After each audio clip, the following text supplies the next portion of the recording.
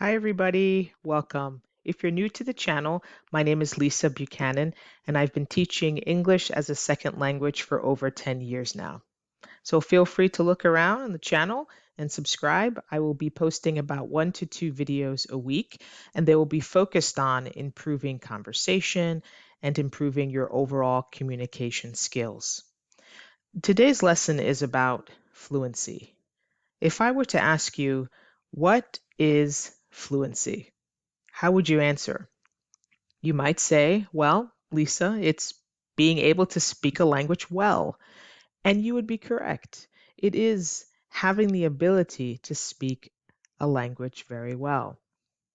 However, that's an oversimplification of what fluency really is. Fluency, it involves much more than that. So let's get into today's lesson. I'm going to teach you how to improve your fluency and what areas that you need to focus on. So if you have your coffee ready, grab your coffee and let's go. Okay, hopefully you've had a chance to grab some coffee or tea, whatever you prefer. Let's talk about how to improve fluent delivery. So what do you need to do? We have a nice clear definition of what fluency is, what's involved. So it's the ability to read and speak so your words and thoughts flow smoothly. When your delivery is fluent, speech is not jerky. Jerky means to stop and start what you're saying frequently. So jerky speech might sound like, I'm going to buy groceries tomorrow. That's a jerky delivery. And you don't want your speech to be painfully slow. So slow it's painful for the listener. And there's no stumbling over words or groping for thoughts. Groping means searching for thoughts. You don't want to spend too much time searching for your thoughts. Why is it important? Why should you care whether your delivery is fluent? Well, let's look at the picture. Imagine yourself in the audience and you have to listen to this gentleman for perhaps an hour, and his speech sounds like this. So we need to um, increase our sales next year. That's going to be painful if you have to listen to that kind of speech for over an hour. So you're going to lose your audience if you're not fluent. Their minds are going to wonder, think about something else. They might start thinking about what they're going to make for dinner instead of listening to you. If you're not fluent, your ideas could be conveyed incorrectly, or you can give the wrong idea to your listeners. And also, your words are going to lack persuasiveness, meaning you're not going to be able to convince the listener of what you're talking about, of what you want them to do, or what you want them to believe. Please focus on why you are not fluent. It's not enough just to say, I want to improve, I'm not fluent. Why? So, as I go through this list, think about your own personal situation and where you need to improve. The first point, you might be unfamiliar with certain words, and it may cause this hesitancy, again, this thinking too long. Or you might pause in too many places. This pausing results in a jerky delivery. Or you might not be prepared, lack of preparation. What do I mean? If you know that you're going to be in a particular situation, or you have to speak English because you're going to a doctor's office, for example, you can prepare for that situation. You might try to remember your body parts. You might try to remember how to describe your symptoms. You might try to anticipate or think about the questions the doctor will ask you, the kind of questions the receptionist will ask you when you walk in. So you are preparing, and that will help you be more fluent. So if you never really think about the situations or scenarios you find yourself in, that could be contributing to a lack of fluency. The next one is failure to organize material in a logical manner. So this is if you have a chance really to prepare. Do you organize what you're going to say? Do you organize your material? Limited vocabulary. If you find you don't know enough words, you have to make a very strong effort to increase your vocabulary. There is no shortcut. There is no shortcut. You have to increase vocabulary. You have to learn more words. The more words you know, the more likely you're able to find a word to use in English to describe what you're trying to express. The one thing that's nice about English is that we have many words for the same thing. We have a lot of synonyms. So if you can't think of a particular word, and there isn't always a perfect word, sometimes students think, what's the word? What's the word? You can find another word that can give the idea just as well. Or if you can't think of the perfect word, you might have to describe if no word is coming. For example, if I was going to tell you that yesterday I cleaned my house, I mopped the floor, I cleaned the bathroom, I washed the dishes, and I cleaned the carpet. I used to clean the carpet. The machine that you plug in, it's electric and you move it back and forth over the carpet. So what word was I thinking of? Vacuum cleaner. It didn't come, but I was able to describe, and you likely figured out what I was trying to say. So it does take longer, but you'll have to describe if the right word or something close doesn't come. So learn more words. Also, you might be emphasizing too many words or stressing too many words. I did a video about word stress and sentence stress. You might be familiar with word stress, but I find that many students either have forgotten or never learned what sentence stress is. And English is a stressed timed language. That means we have an irregular rhythm when we speak English. And so you have to learn and be aware of the rhythm of English, and it could be very different from your native language. So check that video out if you haven't seen it. And then finally, grammar. I try to tell students, don't get crazy with the grammar. Of course, you have to be familiar with grammar, but please know this truth. The higher you are in your level of English, the higher that you go, grammar becomes less important. Grammar is more important at a lower level.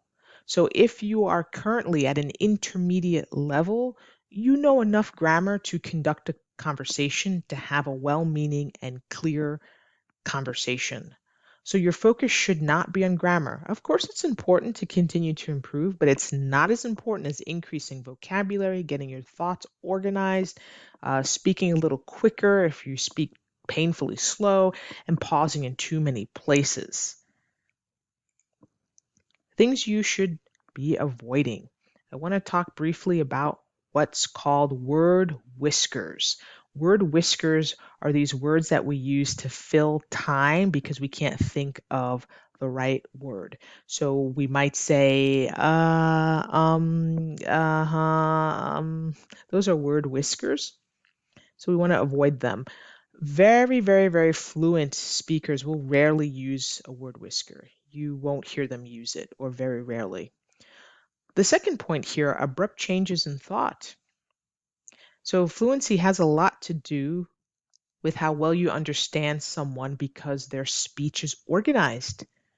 It's difficult to listen to someone if in one moment they're talking about their cat, then suddenly they're talking about the pizza they ate for lunch, and then you find yourself listening to them talking about their garden and their flowers. How did we get here?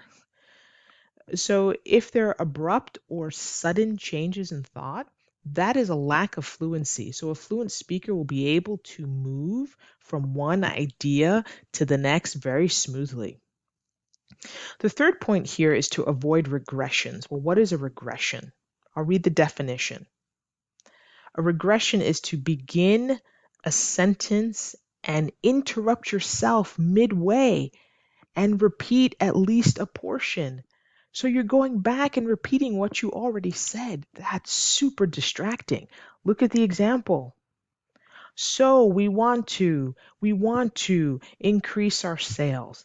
That is a regression. Please avoid that. How to improve? We talked about why you might need to improve or some problem areas, but how do you improve? The first thing we spoke about vocabulary. You have to make a concerted effort to build vocabulary. Concerted means a very strong, determined effort. It's not easy to learn new words. Make that effort. The more words you know, the more likely you are to have words to describe what you're saying. Read aloud regularly each day. I cannot emphasize this enough. Read every single day, but students fail to read this way. They fail to read out loud. So you should read every day, at least 5 minutes, but read out loud because you are using three senses. You are seeing the word, you're hearing the word, and you're saying the word all at the same time. So it helps you also when you say the word, when you read out loud, to keep training the mouth, lips, tongue, throat for a better and better English sound when you read the word. And this is how you find words that give you difficulty, words that you just can't pronounce. And when you find those words, take note of them, write them in a notebook, say them again and again aloud until it's not difficult. I have students in some of my past classes when I worked with them, and they would mispronounce a word. I would have them repeat it each class until I was satisfied that they weren't going to make the mistake again, usually at least 3 classes. And then I'm confident that they can say the word without making a mistake. I don't like to correct someone and then for the next several weeks I keep hearing it mispronounced. So if someone corrects you or you become aware that you're mispronouncing something, fix it please. Fix it and then move on. Please take note of word groupings or sound clusters or letters that appear frequently in the English language together. Take note of them. And if you fix one word grouping, you can fix hundreds of words this way. For example, we just have 4 here as an example. Back, meet, bell, crest. So if you had no trouble saying all of those, great. But for example, let's say if you had trouble saying the word back. This ACK does appear in many words in the English language. So if you cannot say back, you also will not be able to say rack or jack or black because it has the ACK. So if you struggle and you realize, it's this ACK that I keep messing up words with ACK, fix the one sound and you can fix hundreds of words this way. So it's not just about the individual letters in English, the individual sounds, but also the groupings of letters and sound clusters. Let's talk about daily conversation. Looking at the picture, I want you to be comfortable and relax like these 2 ladies enjoying conversation. So what can you do? First, you do have to learn to think before you speak. Before you write or say anything, you should think of your idea. I will talk more about that process in a moment. Try to say sentences without stopping. When you have decided on what ideas you want to convey or give to the other listener, and you know the order in which to put them, then start talking. So think of your ideas first, then the order, then start talking. Don't rush. The English language is best spoken slowly, not too slow where it's painful, but don't feel that you need to speak faster. The faster I speak, the more fluent I will become. No, just be calm and clear and speak at a moderate pace. And just think of somebody that is easy to listen to. Listen, pay attention to their pace or speed at which they're speaking English. It's probably not very fast, and that's what makes them understandable. So let's talk more about this idea to have the idea clear in mind. If you think of the idea, the words will follow. Let's look at this process. You might have learned this backwards. Many students I've worked with have learned this process backwards. So there are three things to think about. Number one, the ideas. Number two, the order of the ideas. Number three, vocabulary, word choice, grammar, and so on. Before you open your mouth or before you write anything, you should have a clear idea or ideas in mind.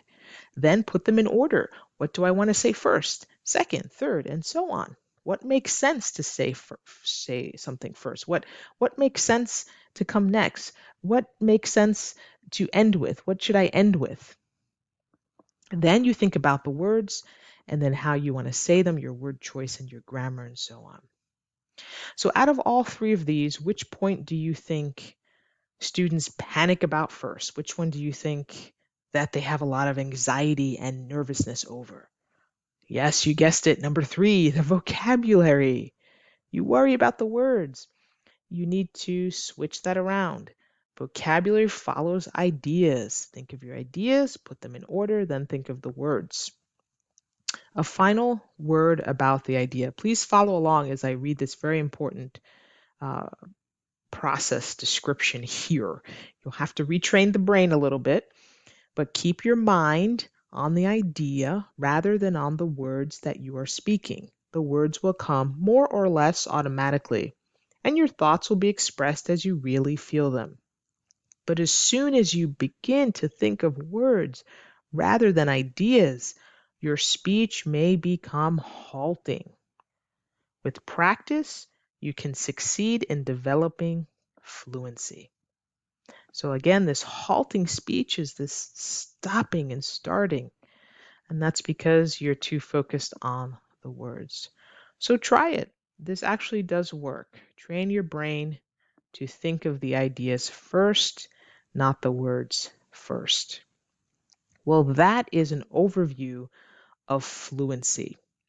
I will have other videos coming up that are going to talk about specific aspects of public speaking and conversation. For example, modulation. What is modulation? Use of questions, pace, pitch, power. All these things have to do with fluency. So please look out for those coming videos, those upcoming videos, where I'll talk more specifically about certain areas of speech. I hope you enjoyed this presentation. If you want to get notified when I have new videos dropping, I'm going to try to make 1 to 2 videos a week. If you subscribe, we'll have those sent to you.